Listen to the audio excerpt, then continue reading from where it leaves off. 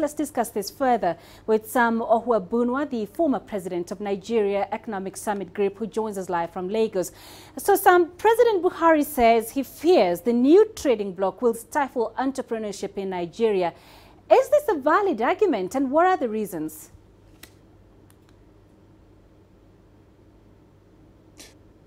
Well, good evening from Nigeria. I believe that the president is acting like somebody who is listening to some of the players in the marketplace.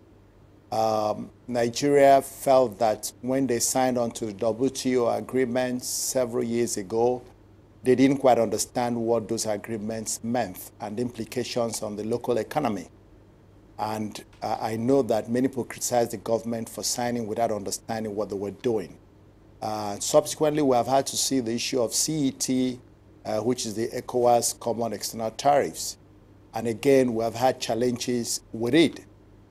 So despite the fact that personally, I and many other people who think like me would sign on free trade, but the government is being careful not to be accused of signing on what they haven't fully understood.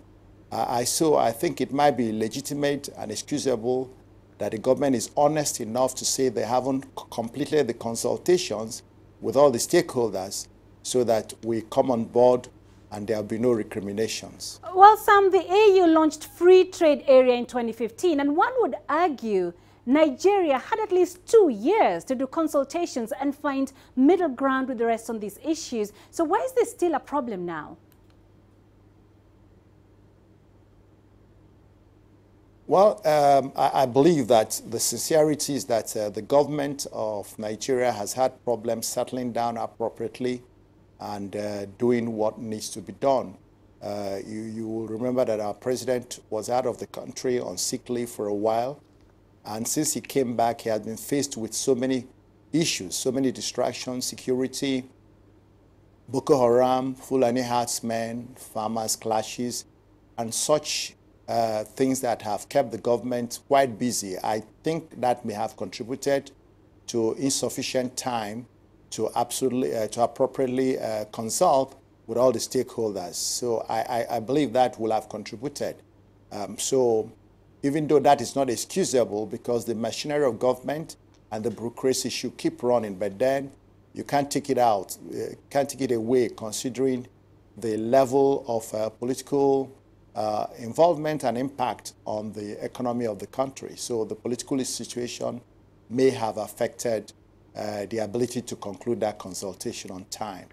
Now, this free trade area ensures goods and people flow freely across borders, and analysts have hailed these as a huge step towards fighting poverty and creating a strong manufacturing base. So, doesn't Nigeria risk isolation and losing out on the benefits that come with this deal?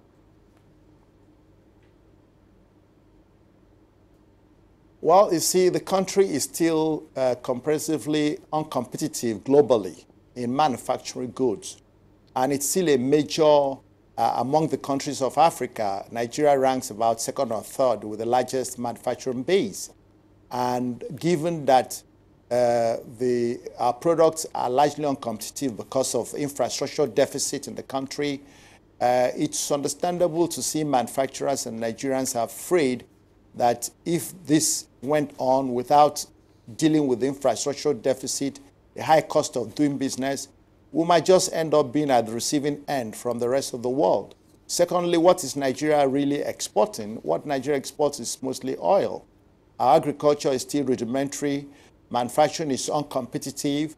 So there is always this reticence that, yes, in theory, we appreciate, I do, and many of us in the Economic Summit appreciate that the only way to raise Africa and raise Nigerian economy is to open up and let trade flow on all sides. But it's also reasonable to consider that government is worried that due to our level of uncompetitiveness, many underhand businessmen may take advantage and begin to flood the Nigerian market. We have a large population, a large consumer base, and they will just fill our market with imported goods. not necessarily African-made goods, but goods routed through Africa from Europe, from China, from India, and elsewhere. If we are sure that the products that will be coming out of African countries will be African goods coming to Nigeria, our level of apprehension will be low. But the truth is, Africa must open up so that it can trade first with itself and then be able to trade with the rest of the world. There is just no way. This can be delayed for a while, but ultimately it must happen if Africa wants to catch up with the rest of the world. I don't think we want to be thinking of Nigeria first as we're hearing America first. That, for me, is a retrogressive measure.